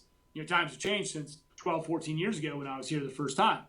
So you really have to be able to adapt to those times. So I guess with the Hawks, they're going to have to figure out the temperature of the water and see where that is at. Sometimes you may be doing a lot of the work because you've got a ton of kids, but like parents work 2 jobs. And if that's the case, then you're doing a lot of the work. Mm-hmm. Then a wife or a girlfriend or a buddy is going to have to help out. Unfortunately, now we've been doing this long enough in Pendleton. I've got 2nd generation kids. I've got, I'm coaching kids that I coached before, which is weird because I don't consider myself very old. And those relationships build, and I can now ask people, hey, I need a girls sevens coach for middle school. Would you be willing to do it? I'll learn with you, and let's go do it together, and we can go on. And I've had a lot of positive response back for that. So we had brand new coaches in roles this year. We just got to be able to coach the kids up and keep them safe. Now, as far as the administrative side, I struck gold with Heather Harley, and I'm sorry it's taken me so long to mention Alicia Hawkins, who's the mother of one of my parents, who's got her doctorate in social work and recently received that a few years ago, or within the last 2 years. But she also put together our articles for our corporation, and we're 501c3. She got those things done before this season started, so now we're a tax-free entity. We don't need to rely on anyone else for that to get tax breaks and things like that. I mean, it takes a lot of work for someone who works a more than full-time job for the government downtown Indianapolis and drives back to Pendleton and still does all this work for us. So she's our executive director. We've got a board. And they do a great job. But we've had this board. Now, the challenge to me is to diversify this board. Now, we've got a bunch of kids that are going to graduate in 2024 and 2025. Those parents are on the board. And it does me no good when 2025 comes, or 2024 comes, that those parents are all gone and I haven't replaced them yet. So now our challenge is new. So your challenge is new every year, but that's something that I learned through experience of starting programs, having them fail, having ones like Brownsburg that are still there because of the relationships and Brownsburg's really the testament to anything that I did, that if you've got the right families, but you also get things going, you can continue to have that work. Now, it hasn't always been smooth sailing in Brownsburg, and I know that, and it's never going to be the case when you have turnover in coaches and things like that. But they still have a rugby program that's still turning out really good rugby players, and ultimately that's what we're here for. Right. Do you worry about the teams that you coached in the past, like Brownsburg, if they're having a rough board meeting, or Fishers with coaches changes? Do you still worry about them almost like they were kids that maybe moved out of the house? They got old enough and moved out of the house. Do you worry about those programs? Are you still emotionally attached to the programs? I'm extremely disappointed with the amount of sustainable opportunities we gave Fishers to see where they're at right now. I would be lying to you, Joe, if I told you that I was not immensely disappointed. I think there was some battle of some egos going on. I think there was some battle of what's good for my kid and not what's good for the future. And I think there was some battle of people just not wanting to get along. That's tough, and you'll see that. Like sometimes the biggest adults in the room are the kids. And that's fact. Like, and that's Levi, that's in everything we do. Yeah. Oh yeah. The easiest kids, or the easiest people to get along with sometimes are our players. Right. And sometimes it's tough to get along with the parents. Levi, do you have a question? No, I was agreeing with you. I was saying, Levi, you're seeing that. I mean, he's seeing this now, not only as a player, but also a coach that's kind of helping Avon go from the original group that started it to where they are now, and getting those parents on board and stuff. And it's never always going to be easy. I mean, we know that there's going to be tough nights, but usually when you have a group of good people that go through a tough week or a tough night, the next month's better than it's ever been. And that's kind of, and Brownsburg, there were some real issues and some question marks, but the same great people like Biggins and PJ Gadudo and people like that circled back around, as players or coaches that came back around and kind of helped that program get going. I mean, I'll say it, and I wanted to be the head coach at Brownsburg that year that Biggins came back, but I found out a couple hours before the meeting that he had talked about coming back with Corey and PJ. And honestly, we were all so very lucky that he came back, because, we were doing our best for that program as former players and the parents that were there. Andy Marsh put a lot of work in, the Burkhofer. The Paris, they all put a lot of great work in. But when Biggins came back, it was almost like, thank you. Yeah. We needed him. We needed him at that time. It's a sense of normalcy. It's a sense of experience. And it's like a security. He's a security blanket. Yeah. Like he and I still talk. Yeah. And I'll bounce ideas off him, and he does the same thing with me. But it's a security blanket, and that's what he turned out to be, second gen of Biggins. So that part was good. People will get through those things if we keep the kids in mind, and that's the most important part. 100%. And in no way am I complaining at any side at Fishers. disappointment because there was a lot of tears shed. There was a lot of bloodshed in the growing of that program, splitting from Southeastern to going to nationals to, winning some state championships to losing against Cathedral on one of the best games ever. There was a lot of hugs, a lot of tears, a lot of sadness. There's a lot of tough things, but never once did it change that the goal was for the kids. And that's the disappointment that I have, is that I'm not sure the goal was for the kids as things transitioned. And I could be wrong. I'm an outsider, but I know that they went through some tough times here recently, and I hope they get it going. Right. Because, you think about things like the logo. We made that logo. I told my brother what I wanted to do. He's a graphic designer. He designed that logo. So Right. if you think about something as silly as that, that means a lot to me. Yep. I want that to live on forever, and for them to use that and to, there's a script in the bottom of it. It says it's in Latin, but it says in 2011, the class of 2014. That's how we started in 2011 with the class of 2014, and that's how it went. Yeah. And that's, if you're talking about origin and having a legacy and things like that, that's important. But it was all about the kids. So. Yeah. But yeah, you're right, Joe. It's tough sometimes. It's tough, and Avon's going to figure that out. But Avon's got some people coming. I mean, holy Christmas! Yeah. They are going to be good. It's going to be fun. I love seeing what's going on over there, and it's great to see another big school and big area become a prominent factor in rugby. Absolutely. Being at Pendleton now, there's not as many kids at Pendleton in that high school as there is like Fishers or Brownsburg. Is there? It's a smaller school. Oh yeah, not even close. We're a large 4A school. Okay. Which puts us at 1,200 kids. Okay. So just being a smaller school in general compared to the last two teams that you coached, and starting a program there, like you said, you expected 50, didn't get it. What was the importance of the first year? I know this year didn't go your way, but having your son in that group, that really, really good, junior high group and the youth program, how important was it the first year? Players like Jake Harris and some other players that maybe you want to talk about. What was that year like? I mean, you just, like you said, you won. Then the last 5 years, you had won a state championship. You went to nationals a couple of times. You pushed the Royal Irish to the way more than they wanted on years that they won national championships. What was that like? And beat them in the Midwest. Right. Yeah, absolutely. And you did. And it's crazy because people would text me, "Did you hear?" I'm like, I was there. But that's, you guys had that storm going, and everyone was following you, and players that went to USI like Logan Weaver or people that graduated the year before were so excited to see Fishers get over that hump, that work towards it. Now you're back at square one, sort of. Like you said, there's some second, go-arounds with the family members, but how important was it to have someone like Jake Harris or people like that the very first year while you're starting to get this program going, and maybe some differences that you didn't know were coming your way with that? So we basically had 3 seniors and a bunch of freshmen. Wow.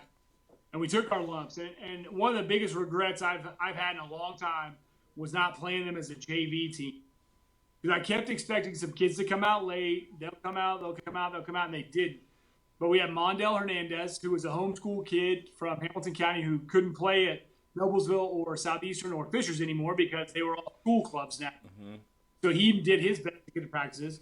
Jake Harris, who was my guy, who's one of my defensive linemen at Pendleton.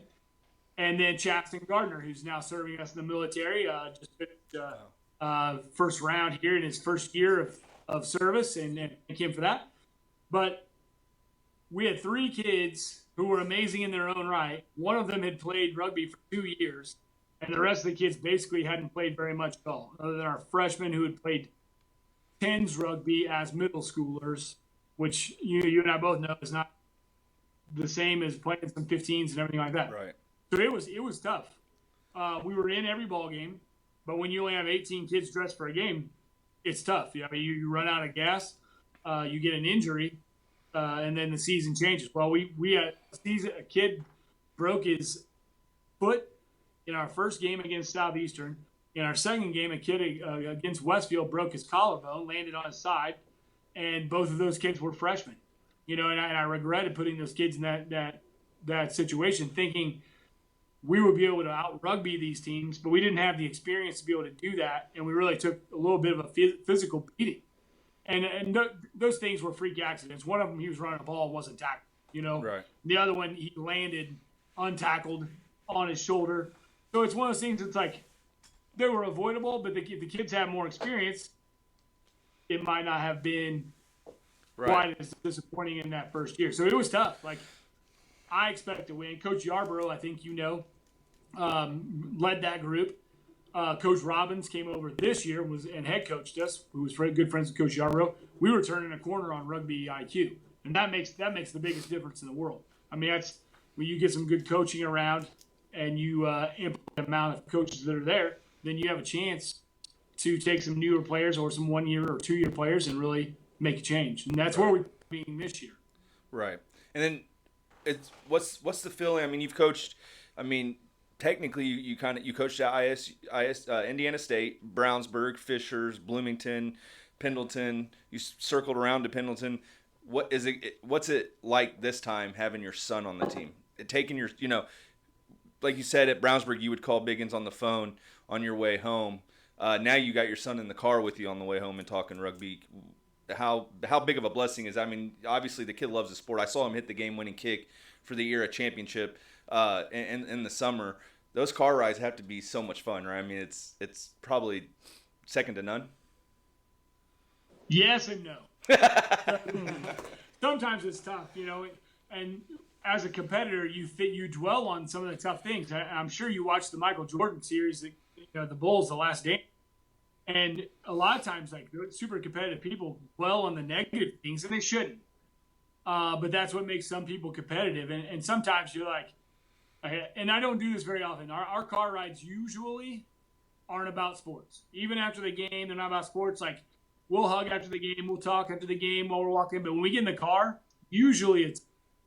And sometimes I made that mistake, like, why didn't you hit Dresden on that under? When no one had shifted over on offense. Bring that up.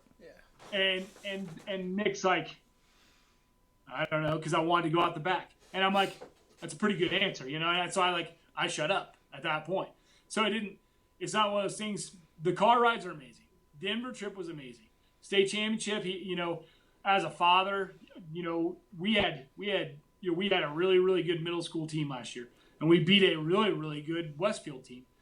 Very handily, and they were good. Credit to them, but we were just that much better. And it didn't have a lot to do with coaching and scheme. Our kids had gotten some good experience. We had some good athletes, and probably about 10 kids on that team could have gotten that trophy at the end, but Nick got it. He's been very blessed to be in the right spot at the right time, but he also works very hard. So, like, a lot of things I credit to him. Like, he lives every day. He runs every day. I mean, he doesn't take any time off.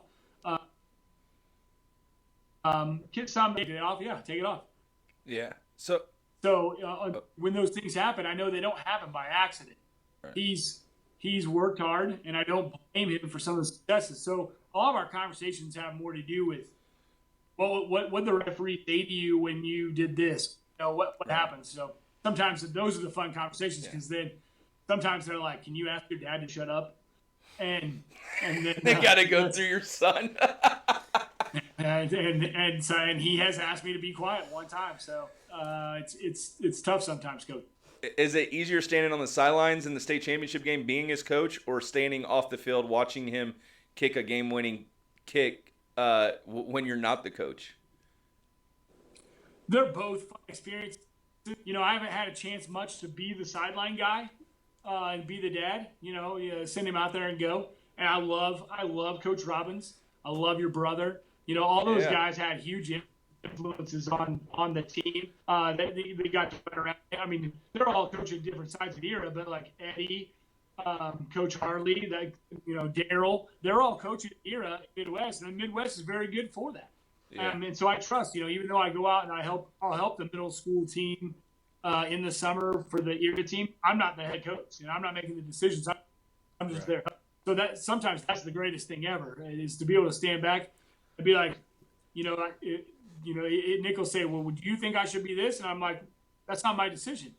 And he hates hearing it, but it's one of those things. And it's tough sometimes as a dad who has an opinion to tell him it's not my decision. But it's also relieving, because I don't have to worry about making that decision and putting him in a tough spot. So that part's pretty good. Yeah. I mean, so all that talent on that team that won the state championship, the youth team for Pendleton, when you beat Westfield, Was he a recruiter for you? Without question. Like we've had great relationships with a lot of those families for a long time. And in fact, there are several kids who didn't play on that team that were among the starters that should have been out there. So we had some kids, like one that dedicated wrestling, God love him, and he's a stud wrestler. One that decided he was going to do basketball, and he was a stud rugby player. So we had a few kids that weren't even on that team that were pretty good. Now, had we had a chance to play Brownsburg Middle School without their kids being injured and all that stuff, that would have been an amazing ballgame. Because those kids have been playing together since 5th and 6th grade year. Right. So they all know each other very well. And that was to give your brother some credit there. They were awesome, and we were looking forward to it. In fact, Nick and I went out and scouted the game that they played because I wanted to see how good they were because I had heard how good they were. And sure enough, if it wasn't for 5 of those kids being on that era team, we wouldn't have won it because they were the workhorses. I mean, they were the studs. They were breaking tackles, scoring tries, and everything else. I mean, they had some very mature kids on that team, and that would have been a lot of fun, a big fun game there. And I wish we would have had a chance to play. Yeah, my brother, I was probably the most let down I think I've ever seen him, being such a young guy, and he knew that was his last year because he knew he was becoming a police officer, and that team was really, and you had the same thing at Brownsburg and Fishers. That was his first really team that went through all 4 years with him. I mean, he's a 4-year coach, and that was his team that were the babies of the team when he first started all the way. They were going out with him almost. And the thing about that era team was I heard a lot about junior high rugby the last 2 years. I mean, and Levi hears the same stuff. Those last 2 years, there were some really good players. That Broad Ripple team with Hannon and all them.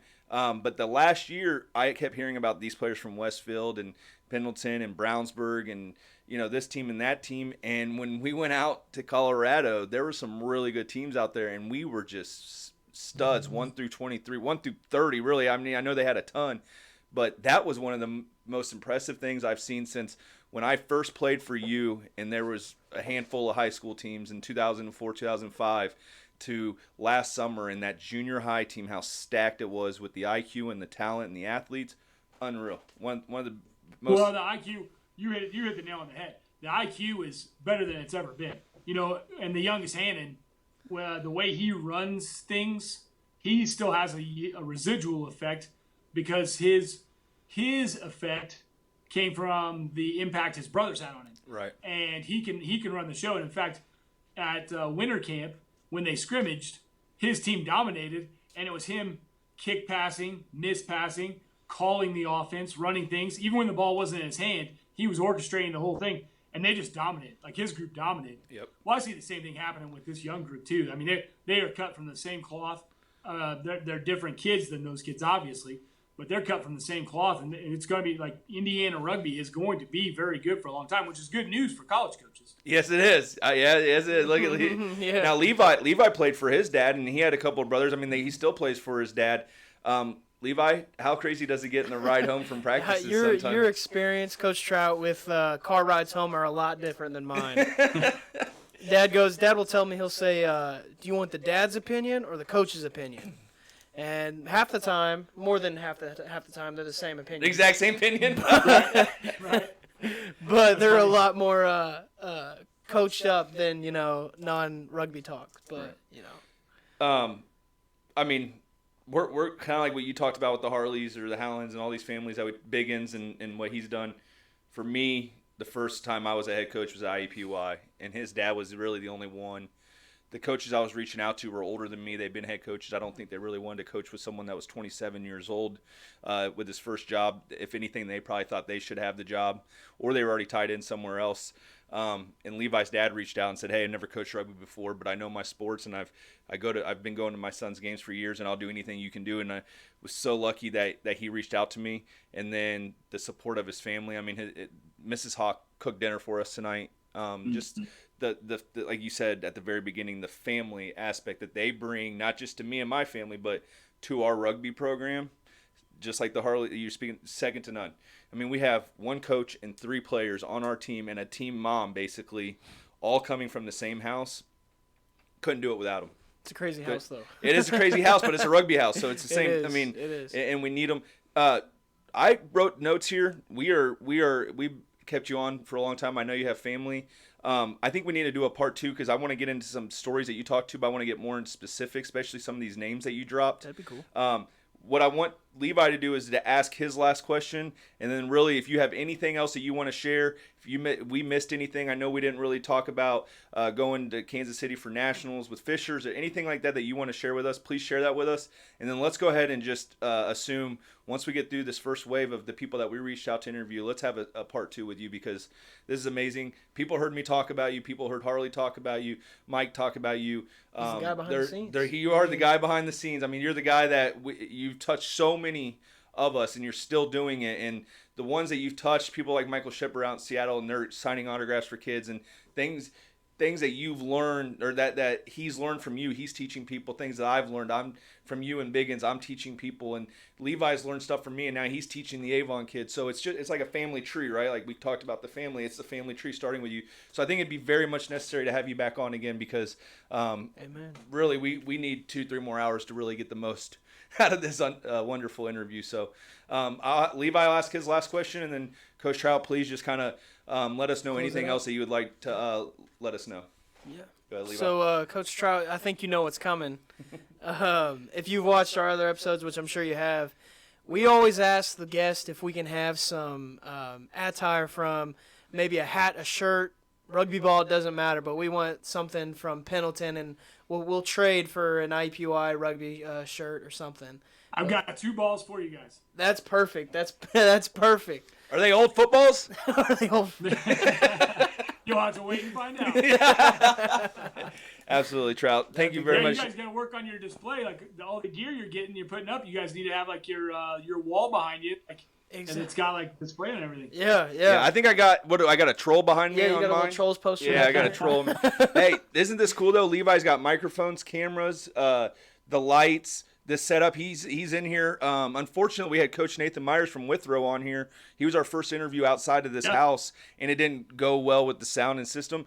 But Levi's like a little producer over here. Isn't this amazing that he's doing all this? He works 40 hours. He's going, I mean, it's summer, but he goes to school. He's the captain of our rugby team. He coaches in his community, and he's doing a hobby like this and helping sharing. I mean, what else can you ask for? I mean, Joe, it's the only way things get changed. It's the only way things get changed. The only way you make it change is to do that extra stuff. So, am I impressed? Absolutely. Do I know there's going to be a great outcome from it? Absolutely. Absolutely. Hope so. Yeah. Thank you so much. Thank you, Coach Trout. Thank you so much for the time. Is there anything else you would like to share? Any names that you said that you would? I would be remiss if I didn't talk a moment about my mom. Absolutely. She passed away. Absolutely. She passed away in 2017. She was 77 years old. I was young, or she was older when she had me. So I basically got treated like an only child. 'Cause my brother was 16 years older than me. Okay. He was 6. So, but she was the biggest support. And we talk about all the support. I talk about John Harley's mom and all the parents, whatever. My mom still traveled to Brownsburg to go watch rugby games. And I don't know if you remember, but she was at every. When I say every single, I mean every single game. Until she started getting older and had a hard time walking, she stopped coming to the Fishers games. But she, like at Indiana State, she would hand stitch the rugby jerseys when we bought those feet long cotton double lined ones that you would want to play in the winter. They're terrible. We cut them, cut the sleeves. She stitched them up. She would hand stitch the embroidery. Wow. Like all sorts of crazy stuff. So I think I get a lot of my want to give back from her. A lot of work ethic from my dad, but like my mom, without question, I would be in trouble by her if I didn't mention her on here, and I wanted to. So I want to say thank you, Vera. Yeah, thank you. Yeah, God bless that lady for everything that she did for you and passing it down through your family. But thank you very much, Coach Trout. We really appreciate this. I'm looking forward to getting people out there. Let your son know he's going to have to share his story someday with us. We may let him win a couple state championships and graduate high school first. We may call him in a year. I don't know. But tell him to be ready. We really want to have him on and give your family our best. I will. I appreciate you guys. Awesome job. Keep it up. Thank you.